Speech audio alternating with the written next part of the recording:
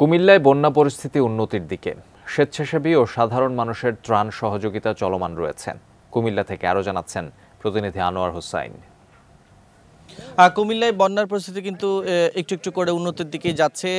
বলা যায় যে এখন যে পরিস্থিতি রয়েছে হয়তো এরকমভাবে পানি কমতে থাকলে আর ২-৪ দিনের পরেই অবস্থার আরও বেশি উন্নতি হবে এবং যারা আশ্রয় কেন্দ্রে আশ্রিতরা আছেন তারা তাদের বাড়িঘরে হয়তো ফিরে যেতে পারবেন, এমনটাই আশা করা যাচ্ছে। এবং একটি বিষয় আমরা জানিয়ে রাখি যে কুমিল্লায় যারা আশ্রয় কেন্দ্রে আছেন তাদের কিন্তু এখনও স্বেচ্ছাসেবীরা এবং স্থানীয়রা তাদের উদ্যোগে তাদেরকে খাবার সরবরাহ করছেন এবং ত্রাণ সহযোগিতা কিন্তু এখনও চলমান রয়েছে।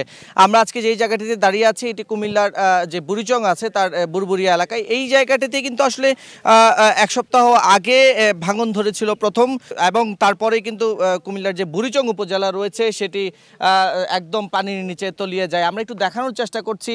এই জায়গাটিতে প্রথমেই যেই ভাঙনটি ছিল সেটি 10-15 ফিট থাকলেও এখন কিন্তু সেটি ভেঙে প্রায় 500 ফিটের অধিক হয়ে গিয়েছে এবং এই জায়গাটিতে কিন্তু প্রতিদিন মানুষ ভিড় করছে পরিদর্শন করবার জন্য, দেখবার জন্য। কুমিল্লার যে দক্ষিণের যে উপজেলাগুলো রয়েছে সেখানে পরিদর্শনে বস্ত্র ও পাট মন্ত্রণালয়ের যে উপদেষ্টা এবং নৌপরিবহন মন্ত্রণালয়ের যে উপদেষ্টা তিনি আসছেন পরিদর্শনে, এবং বিএনপির যে মহাসচিব রয়েছে মির্জা ফখরুল ইসলাম আলমগীর তিনি কিন্তু বন্যার্তদের পরিদর্শনে এবং তাদের সহযোগিতা করার জন্য কুমিল্লা আসছেন। আর বন্যার যে পরিস্থিতি রয়েছে সর্বশেষ বলা যায় এখন উন্নতির দিকে রয়েছে।